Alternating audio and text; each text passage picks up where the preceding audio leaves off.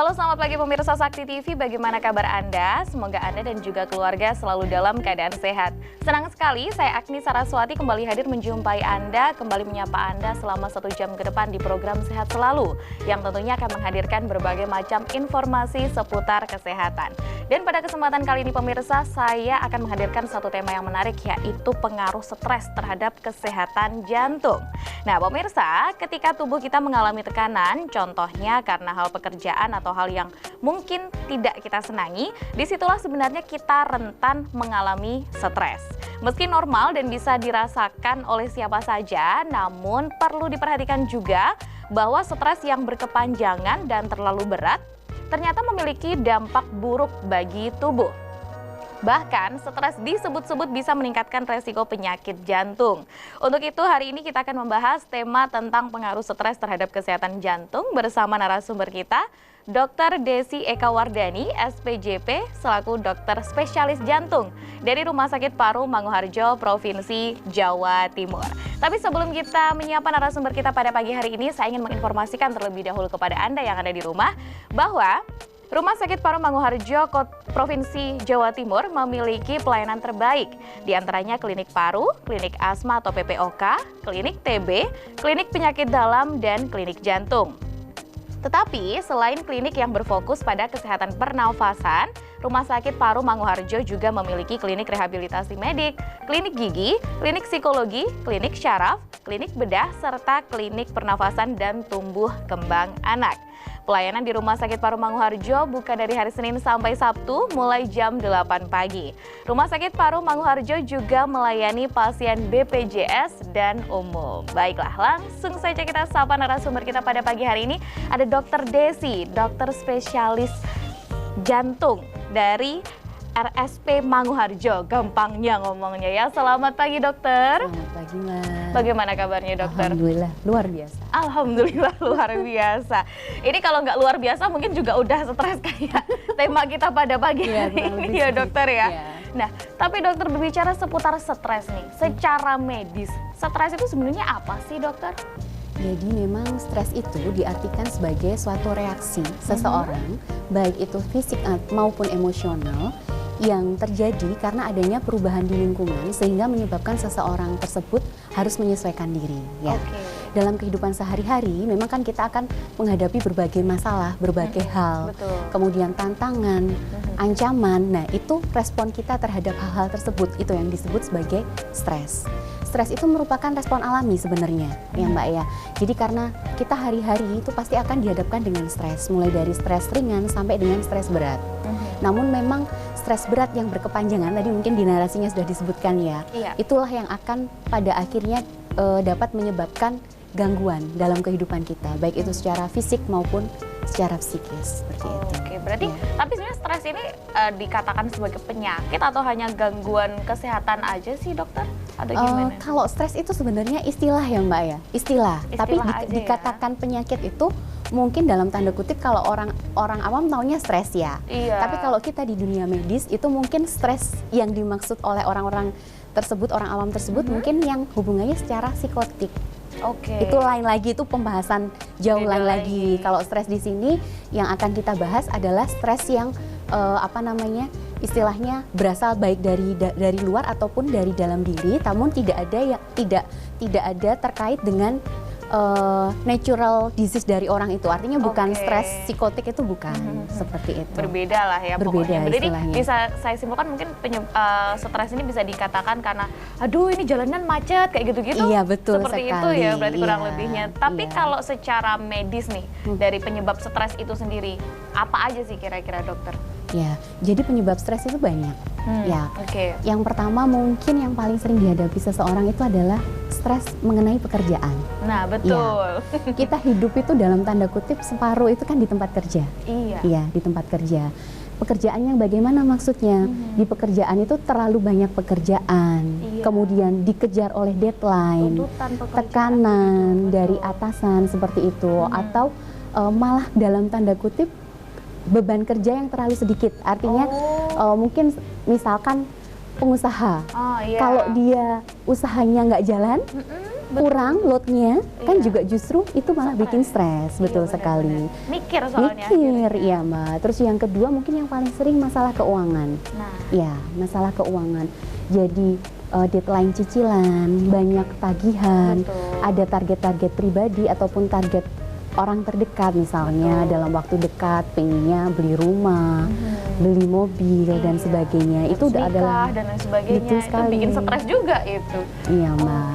Terus kemudian yang ketiga mungkin stres yang hubungannya dengan relationship. Dengan Hubungan dengan orang lain berarti ya. betul. Oke. Mungkin misalkan habis putus atau penolakan cinta misalnya, Oke. atau bertengkar dengan saudara, bertengkar dengan teman, itu juga Oke. salah satu penyebab dari stres. Oh, wah. Jadi bisa dikatakan bahwa penyebab stres ini banyak Banyak. sekali. Ya kadang emang kita nggak Nggak sadar, mungkin ya iya. dokter ya. Makanya Ternyata stres itu mungkin responnya itu tadi seperti tadi yang dokter katakan bahwa stres itu respon alami dari Iya, betul diri kita. sekali. Kita nggak suka sama sesuatu, kita pasti bakalan mikir, kita pasti Mikir. bakalan stres sendiri kayak gitu. Itu Iya. emang udah natural pokoknya. natural. Terus mungkin yang paling sering juga ini Mbak, yang agak ini loh, ada perubahan dalam hidup. Perubahan Oke. dalam hidup itu misalkan kehilangan seseorang yang kita sayangi, itu pasti stressful. Iya. Terbiasa misalkan mungkin ada bapak, ada ibu, tiba-tiba bapak ibunya nggak ada atau orang terdekat. Terus kemudian atau perubahan lain dalam hidup yang besar itu kan misalkan pindah pekerjaan, Iya, betul. pindah rumah.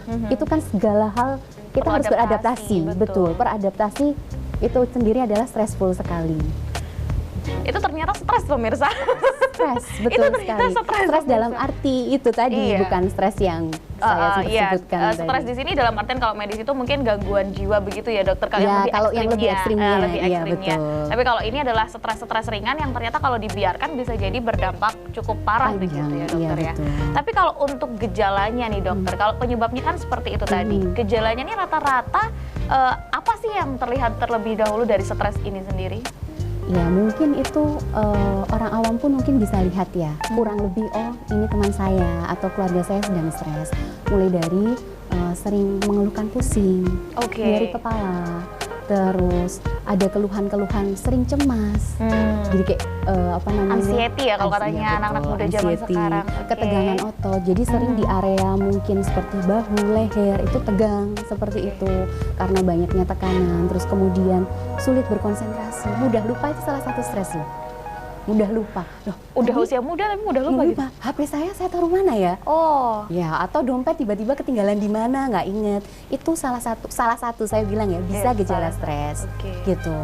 Terus kemudian bisa juga penurunan nafsu makan. Jadi nggak nafsu Oh. makan. Nggak Nggak pengen apa-apa gitu. Iya, misalnya biasanya suka rujak petis. Mm-mm. Ini dikasih rujak petis, seenak apa juga Nggak mau, nggak mempan. nafsu Iya. pokoknya gitu ya. Kesulitan tidur juga. Itu juga salah, Iya, satu, gejala stres. Betul Oke. sekali. Iya.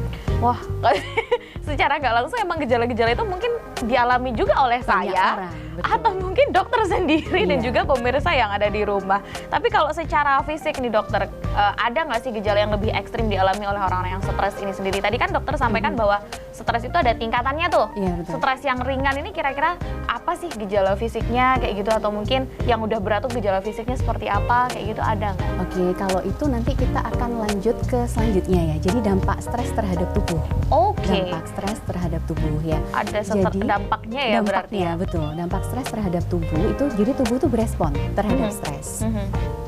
Ketika seseorang mengalami stres, itu otak hipotalamus ya, yang letaknya di otak itu akan berespon. Dia akan mengeluarkan sebuah hormon yang namanya CRH, kortikotropin ya, releasing hormone. Oke. Untuk selanjutnya akan menstimulus namanya kelenjar pituitary, yaitu untuk mengeluarkan hormon yang namanya ACTH. Untuk selanjutnya ACTH tersebut menstimulus, merangsang kelenjar adrenal di ginjal itu untuk mengeluarkan hormon yang namanya adrenalin dan kortisol.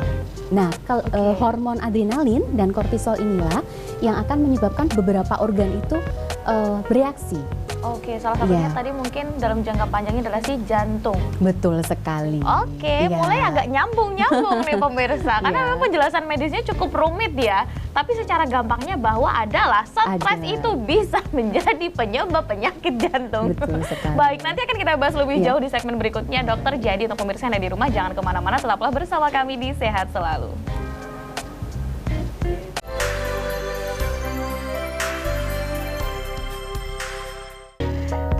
pemirsa Sakti TV, Anda masih bersama kami, masih menyaksikan program Sehat Selalu, masih bersama Dr. Desi dari Rumah Sakit Paru Manguharjo, Provinsi Jawa Timur. Tema yang kita bahas pada episode kali ini sangat-sangat menarik, yaitu pengaruh stres terhadap kesehatan jantung. Tadi sudah dijelaskan secara singkat dan juga padat lah ya, tentang apa itu stres secara medis. Jadi sebenarnya stres itu bukanlah sebuah penyakit ya dokter ya, tapi memang respon tubuh terhadap kondisi tertentu lah, pokoknya seperti itu. Nah, artinya kan tadi juga sempat disenggol bahwa ada dampaknya nih, stres itu terhadap tubuh kita. Untuk dampak itu kan mungkin bisa jadi dampak jangka pendek atau dampak jangka panjangnya kan pasti berbeda ya dokter ya. Ini mungkin boleh dijelaskan terlebih dahulu dampak dari stres itu di tubuh kita gimana sih kira-kira?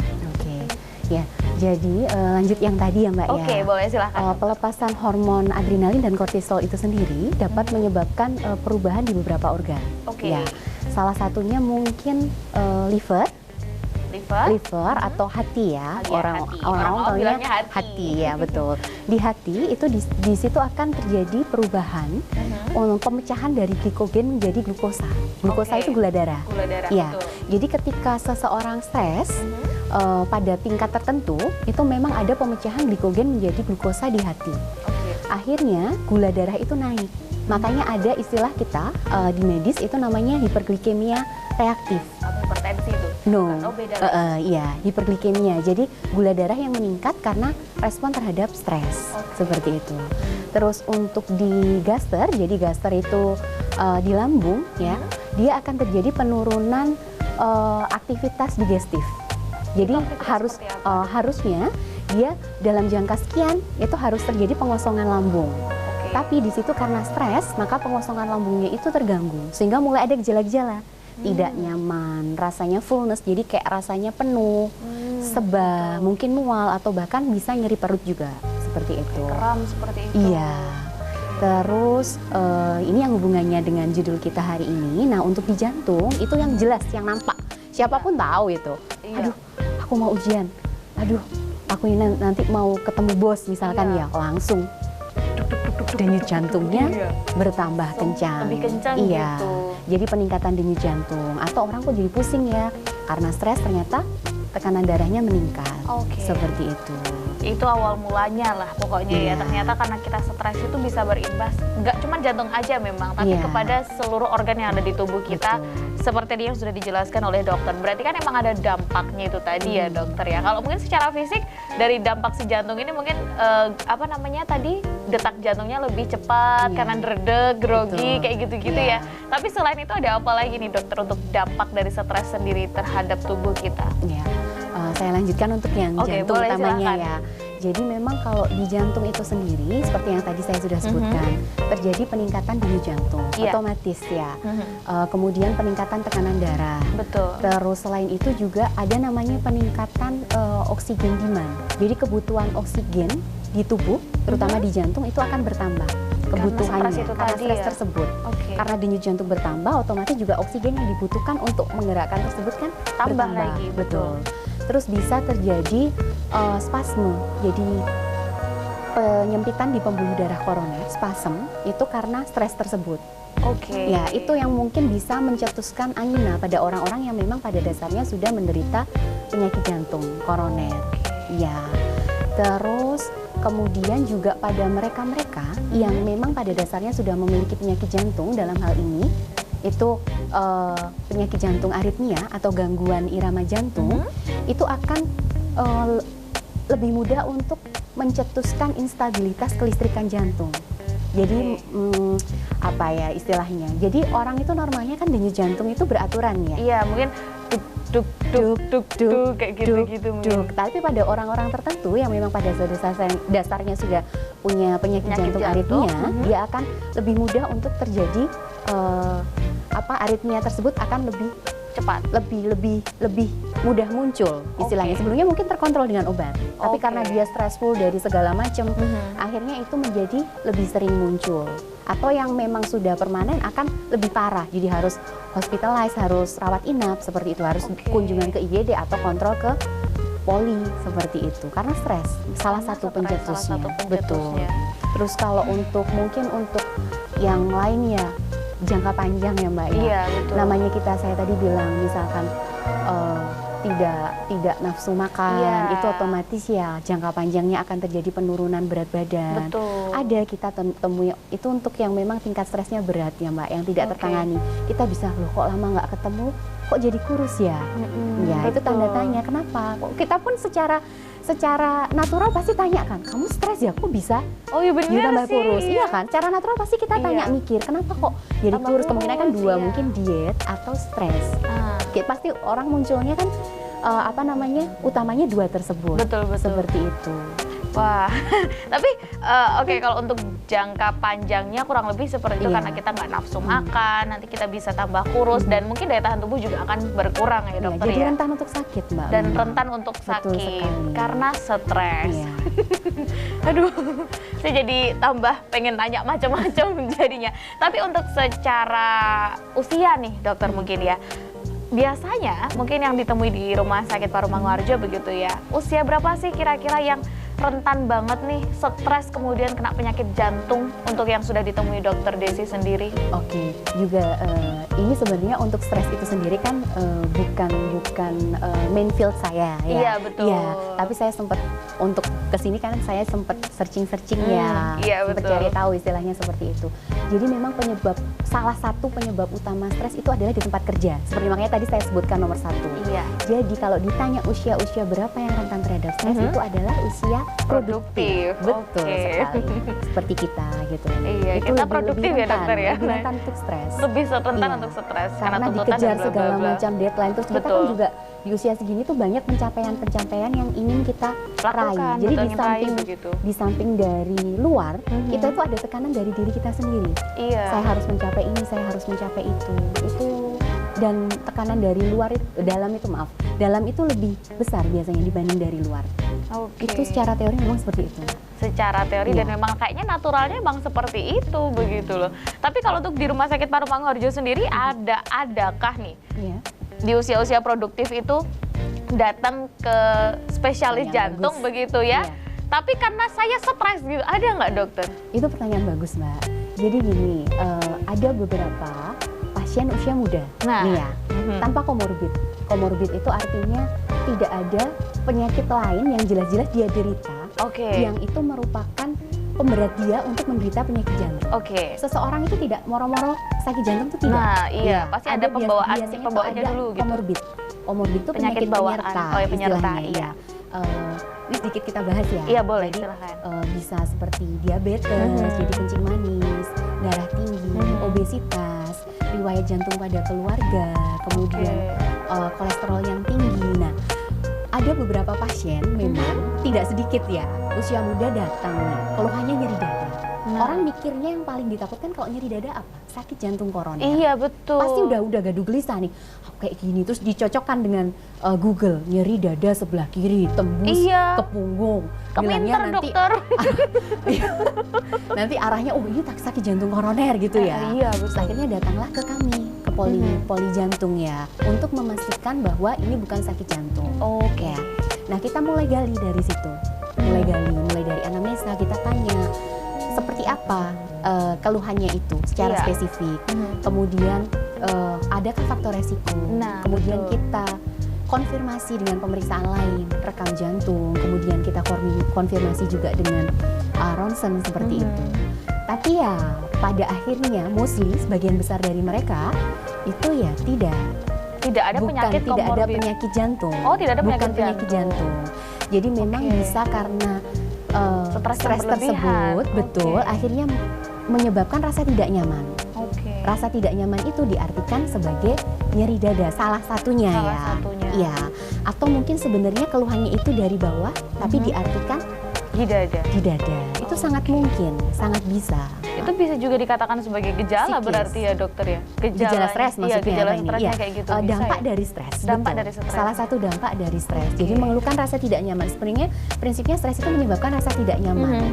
Tapi sudah benar bagi Anda-anda sekalian yang memang ada keluhan yang katakanlah itu mengarah, adakah ini kemungkinan penyakit jantung, iya. Lebih baik itu harus dikonfirmasi. Lebih baik kan jelas. Kalau Iya. memang tidak ya sudah selesai, lega.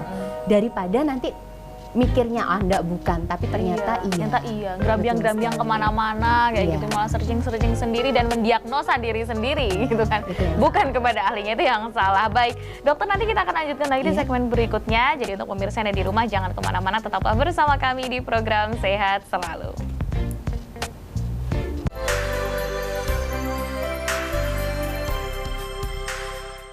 Terima kasih pemirsa, Anda masih bersama kami, masih menyaksikan program Sehat Selalu dengan tema pengaruh stres terhadap kesehatan jantung. Tapi sebelum kita melanjutkan perbincangan kita pada pagi hari ini, saya ingin menginformasikan terlebih dahulu kepada Anda bahwa Rumah Sakit Paru Manguharjo Provinsi Jawa Timur memiliki pelayanan terbaik, di antaranya klinik paru, klinik asma atau PPOK, klinik TB, klinik penyakit dalam, dan klinik jantung. Tetapi selain klinik yang berfokus pada kesehatan pernapasan, Rumah Sakit Paru Manguharjo juga memiliki klinik rehabilitasi medik, klinik gigi, klinik psikologi, klinik syaraf, klinik bedah, serta klinik pernapasan dan tumbuh kembang anak.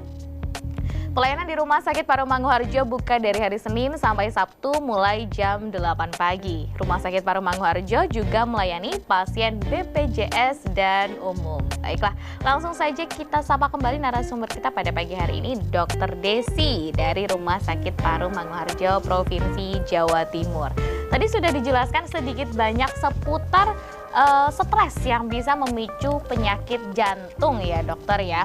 Tetapi ada nggak sih dokter cara nih supaya bagaimana kita tuh mengatasi stres agar kesehatan jantung kita itu tetap terjaga gitu? Ada nggak kira-kira?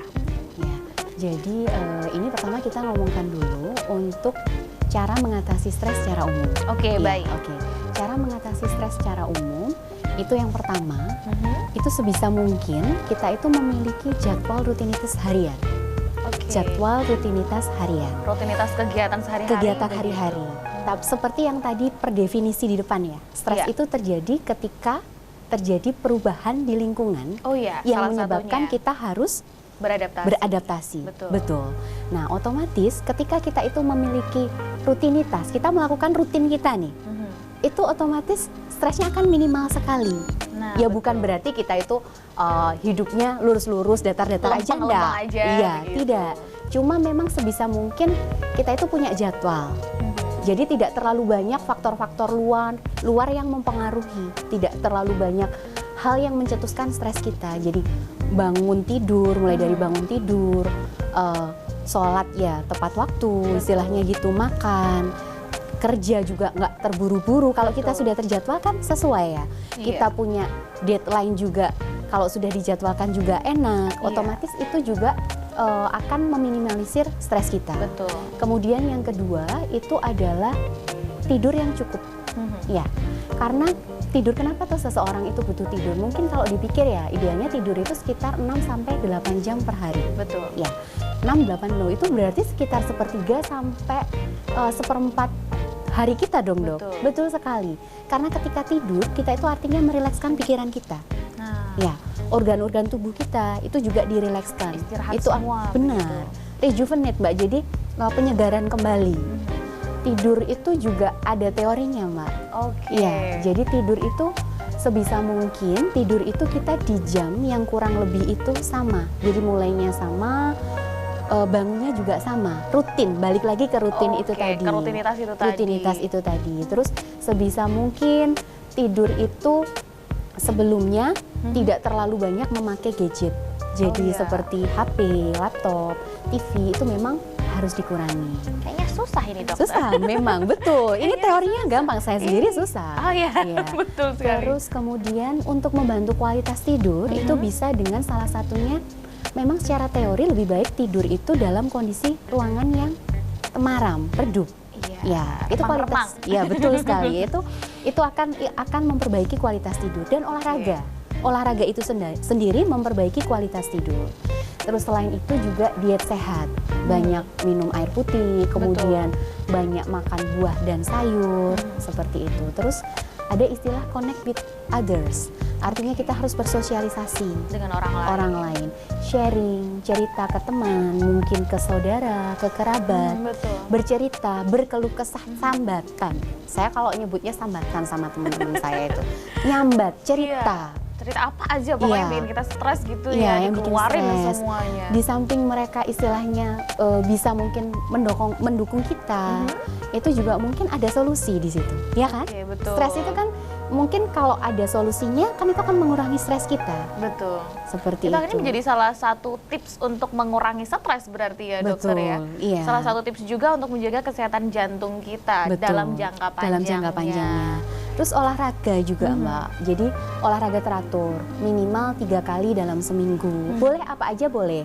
Mau jalan, mau jogging, atau untuk yang suka berenang, olahraga tertentu berenang, bulu tangkis, sepedaan, boleh, goes. Terus satu lagi hobi. Oke. Ya. Jadi penting untuk tahu kita itu hobi kita apa. Iya. Apa yang Bener. kita suka, itu kita harus tahu. Dan itu akan rilis stres sekali. Akan sangat membantu Membantu berarti sekali. ya, dokter. Prinsipnya itu untuk apa namanya mengatasi stres secara umum. Nah, betul. Kalau untuk mereka memang sudah pada dasarnya punya penyakit jantung, memang ya tanpa disadari ya, banyak yang sadar juga sih sebenarnya. Dokter, akhir-akhir ini saya sering berdebar, saya sering kambuh. Oke. Atau tanpa sadar datang itu kondisinya, lo kok tensinya tinggi, iya dokter semalam saya nggak bisa tidur, atau iya dokter suami meninggal, seperti itu. Banyak sekali ya. Iya, itu memang ya kita sebagai dokter itu tugasnya salah satunya juga memberikan pengertian bahwa itu semua itu dampak dari hal tersebut. Itu harus disadari dulu, dan beliau-beliau juga sebenarnya memahami itu. Yang kedua, ya memang tetap obat rutin harus diminum. Kalau memang ada perubahan kondisi ketika kontrol, pasti kita akan adjust untuk obatnya, untuk dosisnya mungkin perlu dinaikkan. Disesuaikan seperti lagi itu. dengan Iya. kondisinya. Terus sebisa mungkin ya ini kita sebagai dokter bisanya istilahnya memberikan advice ya, memberikan saran, tapi memang susah untuk realisasinya seperti ya jangan stres Bu. Iya, ya, pasti susah harus dokter. iya pastinya. Kalau saya paham. sendiri kan mungkin memposisikan diri di sini selain sebagai host kan juga sebagai pasien lah ya dokter Iya. ya. Kalau misalnya kita pergi ke dokter, pergi periksa begitu pasti dokter akan menyarankan jangan stres, dienak-enak nih mak nih, dienak nih istirahatnya kayak gitu-gitu. Iya, betul. Tapi ternyata dari kata-kata dokter yang seperti itu, oh ada nyambungnya nih sama kondisi kesehatan organ tubuh kita yang lainnya. Iya. Salah satunya jantung ini Betul. tadi. Iya. Kalau emang kita lagi sakit, mikir aja kan stres ya dokter Iya. ya. Nah itu bisa memicu penyakit yang lain itu Betul. tadi. Tapi kalau secara teori kan emang agak susah ya dokter ya untuk diterapkan. Iya, betul sekali, Mbak. Secara Betul. teori, terutama khususnya untuk pasien-pasien nih mungkin yang dokter sudah kena jantung kroner itu tadi. Mereka ini kan pasti akan sulit tuh untuk menerapkan pola hidup seperti yang dokter sarankan tadi untuk meminimalisir stres ya agar penyakit jantungnya tidak semakin parah. Ini kira-kira gimana dokter? Anda sebagai dokter begitu ya menyarankan kepada pemirsa yang ada di rumah yang mungkin sudah punya penyakit jantung agar tidak terlalu stres ini bagaimana kira-kira? Iya, ini saya cerita pengalaman saya boleh, silakan, di dokter. ruang praktek ya. Orang dengan penyakit jantung kronis. Kronis itu artinya vonisnya adalah harus minum obat setiap hari seumur hidup sampai maut memisahkan. Saya memberikan pengertian terutama pasien-pasien baru termasuk keluarganya seperti itu. Karena mindsetnya itu harus diluruskan dulu. Baik. Ya, jadi mereka itu memang harus minum obat teratur. Sudah harus pokoknya. Sudah harus minum obat teratur seperti itu ya. Ini ngomongkan tentang stres itu tadi ya Mbak ya, dikaitkan dengan stres ya. Saya selalu bilang ke pasien dan keluarga, sebisa mungkin saya itu tidak akan menambahi stres mereka. Oke. Dalam tanda kutip yang bisa saya lakukan itu salah satunya ya. Iya. Saya akan mengurangi faktor eksternal penyebab stres mereka yang berasal dari saya. Baik. Yaitu apa? Saya tidak akan membatasi mereka terlalu berlebihan. Artinya pasien saya ini sudah cukup berat Betul. kondisinya itu. Dia harus terdiagnosis penyakit jantung, dia harus minum obat, dia harus rutin kontrol. Saya tidak akan Bapak tidak boleh katakanlah merokok stop yang benar-benar langsung stop merokok. Tidak boleh makan ini, kambing tidak boleh kolesterol, tidak boleh gorengan, tidak boleh ini itu. Enggak, saya insya Allah saya tidak pernah bilang seperti itu. Karena akan menimbulkan stres yang lain. Stres itu jadinya. sendiri. Jadi yang bisa Oke. saya lakukan itu yang jelas, yang kasat mata ya Mbak. Ini saya ngomong adalah saya akan berusaha sebisa mungkin meminimalisir faktor stres yang berasal dari saya sebagai dokter pasien tersebut. Betul. Istilahnya gitu. Jadi ya saya pun akan memberikan pengertian ke pasien karena pasien saya sendiri tuh mungkin rata-rata maaf backgroundnya kan dari menengah ke bawah. Oke. Mungkin orang desa, mereka taunya kalau sudah didiagnosa penyakit jantung, nggak boleh makan ini itu. Iya, mindset seperti ini yang Betul salah sekali. sebenarnya dokter. Iya, ya. kan itu case by case ya Mbak ya. Jadi tidak semuanya tuh ditebas Pukul rata rata, seperti itu, iya. tidak seperti itu. Dan tugas saya itu memang harus memberikan pengertian sedemikian rupa agar baik dari pasien ataupun keluarga itu juga tidak menekan Iya, pasiennya si sendiri. pasiennya ini. Iya, karena itu stres loh Mbak. Lo Iya, stres loh. betul. Lo sekarang lo sudah tua.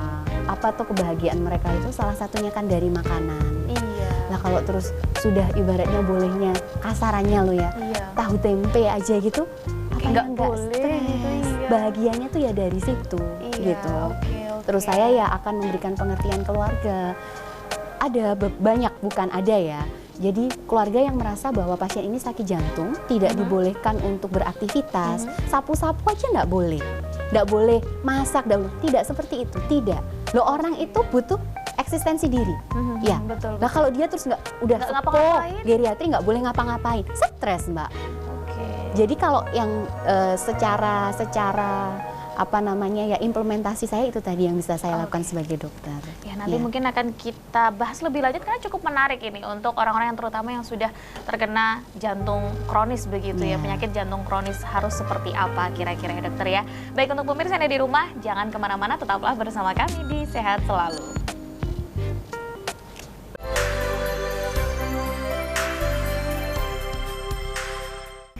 Terima kasih pemirsa Sakti TV, Anda masih setia menyaksikan program Sehat Selalu, masih membahas seputar pengaruh stres terhadap kesehatan jantung. Bersama Dr. Desi dari Rumah Sakit Paru Manguharjo, Provinsi Jawa Timur.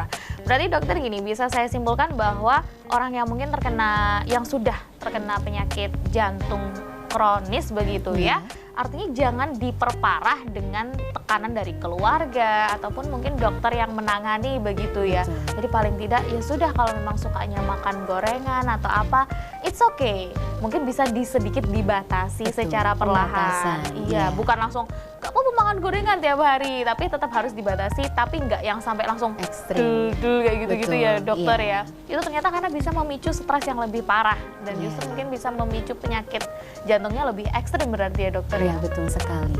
Mereka pada dasarnya memang sudah punya penyakit tersebut. Betul. Sementara jelas bahwa stres itu sendiri dapat memberikan dampak bagi jantung. Betul. Iya, otomatis ya wong dasarnya sudah tidak normal, Nah. akan lebih mudah untuk lebih berat. Betul. Jadi faktor-faktor yang bisa kita kendalikan ya harus dikendalikan. Iya. Saya sebisa mungkin memang ya apa yang faktor dari saya yang bisa saya lakukan untuk agar pasien ini Meminimalisir tetap itu tadi. tetap stabil pasiennya. Jadi kita itu bilang ke pasien kalau sembuh enggak, tapi stabil kita nyebutnya. Stabil dengan obat, stabil dengan kontrol gitu. Betul. Jadi pasien saya selalu bilang ke pasien saya, loh Bapak itu sama seperti orang lain. Dalam tanda kutip selama stabil, terkontrol baik loh ya. Iya. Aktivitas seperti orang lain, bekerja seperti Masih orang boleh lain, begitu. pergi-pergi seperti orang lain. Betul. Bedanya apa? Orang lain nggak minum obat, Bapak minum obat. Itu saja. Yang selalu bedanya ditekankan itu. kepada pasien. Betul. Itu berulang-ulang saya tekankan ke pasien. Betul. Iya.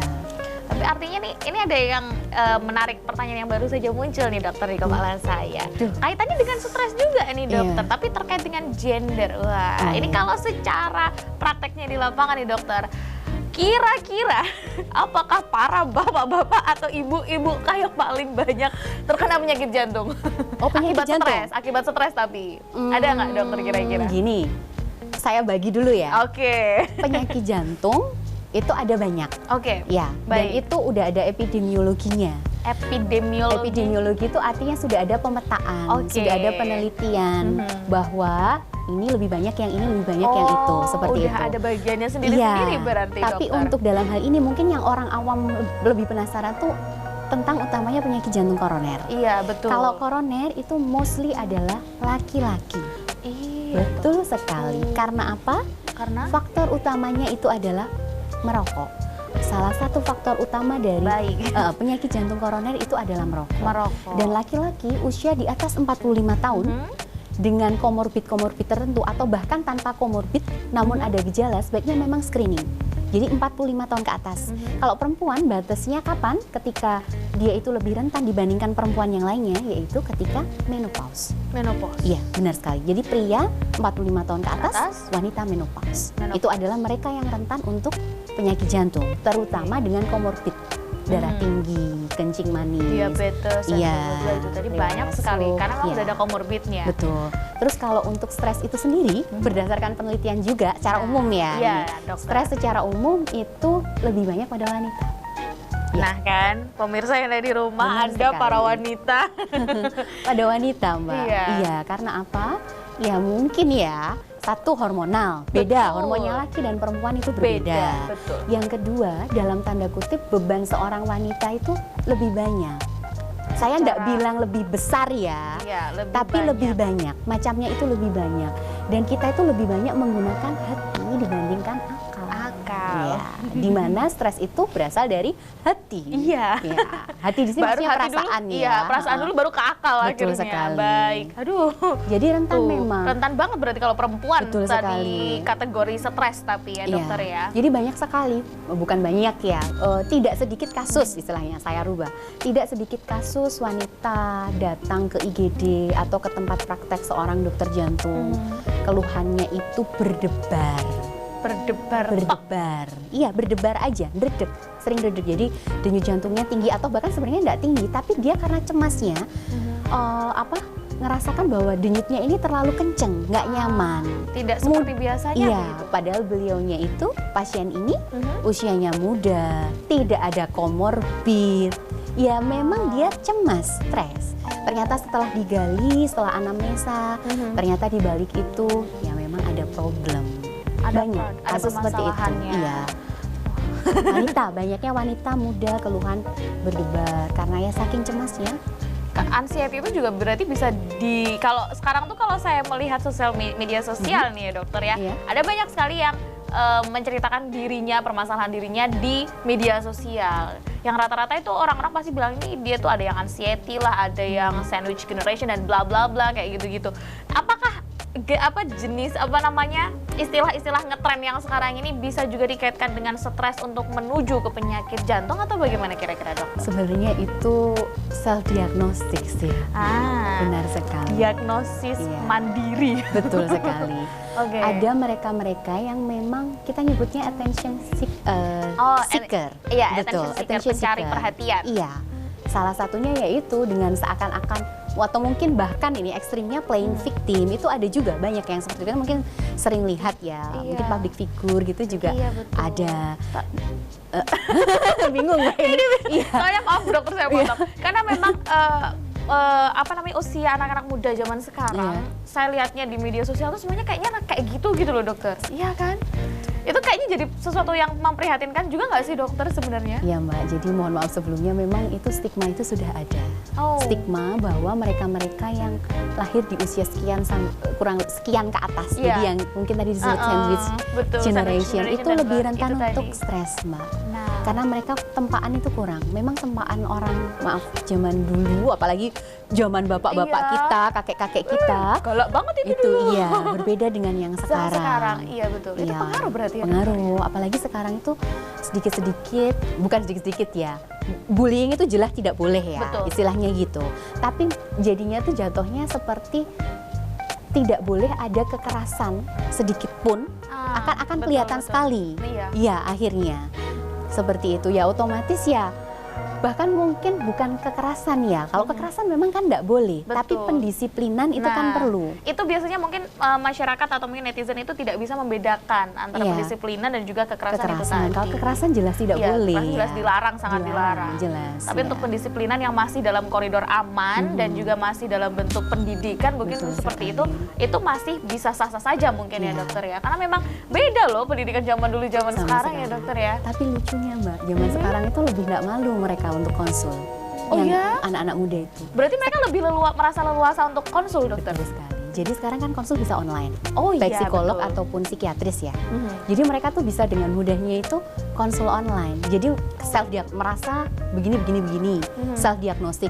Oh Mhm. oke, saya mau konsul. Oh. Jadi lebih open. Kalau dulu kan mungkin malu, Iya. merasa kayak, aduh gangguan jiwa dong gitu. Mereka agak tabu begitu iya kalau betul. dulu. Kalau sekarang mereka itu tadi lebih mudah untuk konsul, terbuka. Tapi sebenarnya itu ada baiknya dalam tanda kutip. Betul. Karena kan kalau memang dibantu oleh profesional di bidangnya, Betul. itu kan nggak akan jatuh dalam kondisi stres yang berat. Betul. Iya, tidak akan mempengaruhi banyak hal lainnya. Gitu. Tapi kalau jatuh ke lubang yang salah akan jauh lebih parah. Oh, iya, jelas. Baik, kurang lebih begitu Iya. kesimpulannya. Iya, Mbak. Nanti akan kita lanjutkan lagi dokter Oke. perbincangan menarik kita pada pagi hari ini. Jadi untuk pemirsa yang ada di rumah, jangan kemana-mana, tetaplah bersama kami di Sehat Selalu.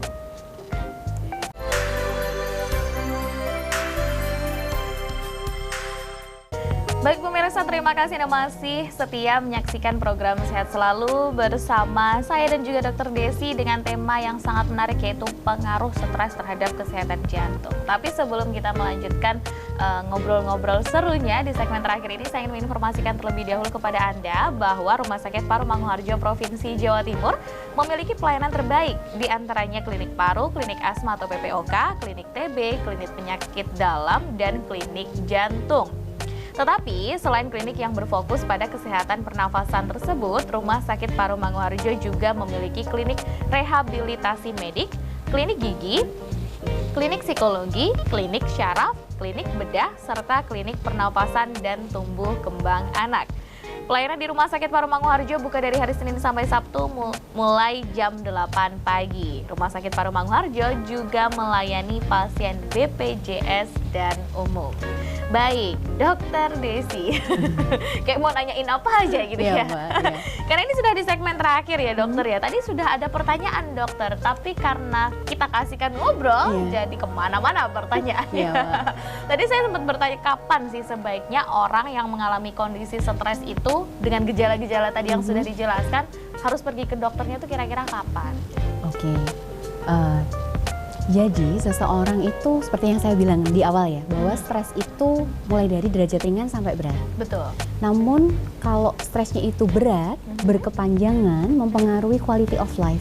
Artinya pekerjaannya jadi ruwet, nggak karu-karuan, Betul. deadline kacau, terus kemudian sering kena marah bos mungkin, terus kemudian kalau untuk anak sekolah mungkin sampai ekstrim, nggak naik kelas, Iya. kemudian sering sakit. Jadi sering sakit. Itu Ya, juga memang salah satu pengaruh stres ya? Iya, sangat bisa, Mbak.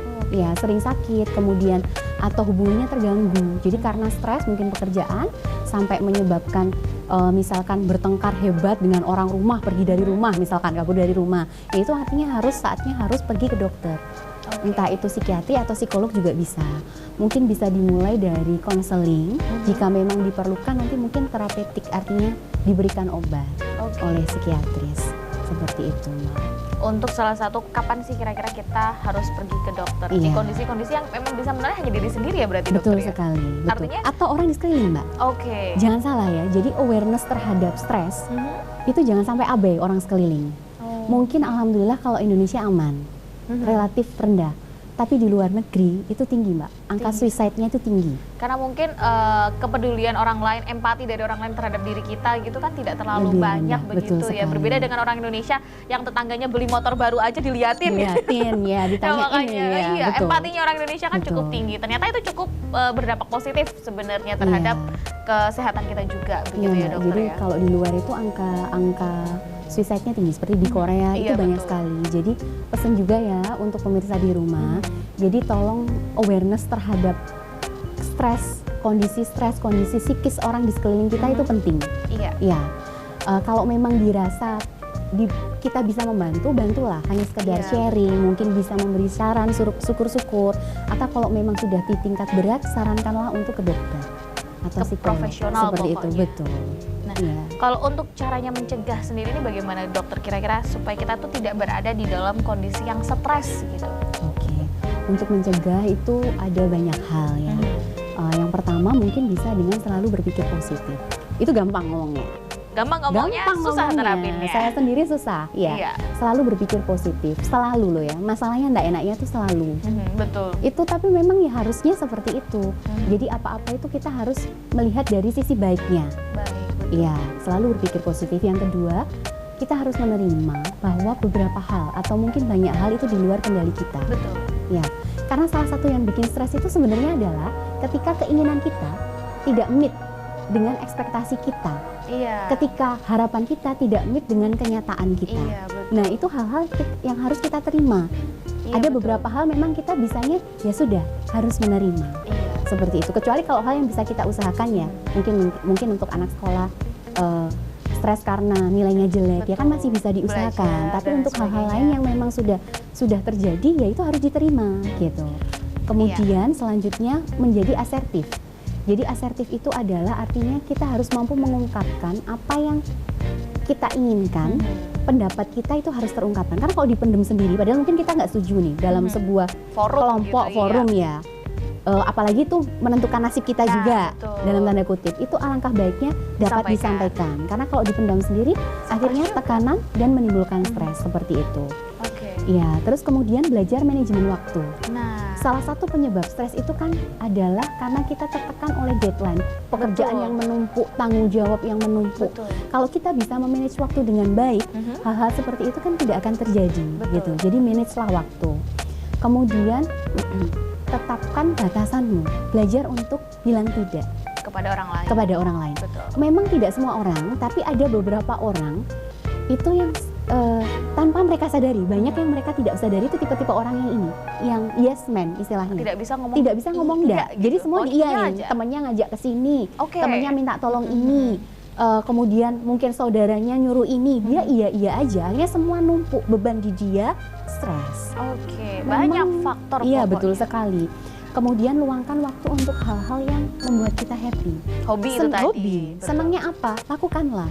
Karena itu ya rilis. Seperti itu. Oke, jadi bisa saya simpulkan bahwa sebenarnya kalau untuk bagaimana cara kita menghindari agar kita tidak berada dalam kondisi stres itu adalah mungkin salah satunya membiasakan diri ya dokter ya, dengan kondisi kita harus selalu berpikir positif, dengan kondisi kita harus bisa menerima keadaan yang mungkin itu tidak kita sukai, itu memang harus dibiasakan. Saya yakin pasti bisa kok, pasti bisa secara perlahan begitu, mungkin tidak bisa klek harus langsung begitu, pasti tidak bisa, tapi kalau perlahan mungkin bisa sedikit mengurangi beban stres yang ada di diri kita dan akhirnya menghindari kita dari penyakit jantung, kurang lebih seperti itu. Nah, tapi dokter mungkin ada yang ingin disampaikan kepada pemirsa yang ada di rumah sebelum saya tutup segmennya, silahkan, terkait stres sendiri atau mungkin terkait kesehatan jantung, monggo. Oke. Ya, jadi memang stres itu adalah hal yang mungkin dalam tanda kutip biasa kita hadapi, ya. Tapi bagaimana cara kita mengelola stres itu adalah sesuatu yang penting. Manajemenlah, kelolalah stres kita agar jangan sampai menimbulkan dampak-dampak yang tidak kita inginkan di kehidupan harian kita. Termasuk salah satunya untuk kesehatan jantung. Seperti itu. Nah, ini mungkin untuk penyemangat pemirsa yang ada di rumah nih dokter ya, supaya kita tuh bisa berjuang terhadap apapun yang kita alamin sehari-hari, supaya kita bisa fight terhadap kondisi kita dan juga stres kita. Mungkin ada yang pengen disampaikan atau mungkin dinyanyiin, boleh nih dokter, silahkan. Oke, ya. Saya coba ya, Mbak. Boleh, silahkan. This is my fight song, take back my life song, prove I'm alright song. My power's turned on, starting right now I'll be strong. I'll play my fight song, and I don't really care nobody else believe, 'cause I've still got a lot of fight left in me. Yeay! Ini kayaknya dokter Desi ini selain jadi dokter jantung juga jadi penyanyi. Baik, terima kasih saya ucapkan dokter sudah hadir di studio Sakti TV. Ini kehadiran dokter Desi di sini sudah membantu kita kru Sakti TV untuk merilis stres juga. Terima kasih sekali lagi sudah hadir di sini, sudah sharing kepada pemirsa yang ada di rumah terkait dengan tema kita pada hari ini. Dan mungkin untuk pemirsa yang ada di rumah, saya Agni Saraswati bersama seluruh kru yang bertugas pamit undur diri. Terima kasih atas kebersamaan Anda. Selamat pagi, selamat beraktivitas, dan sampai jumpa.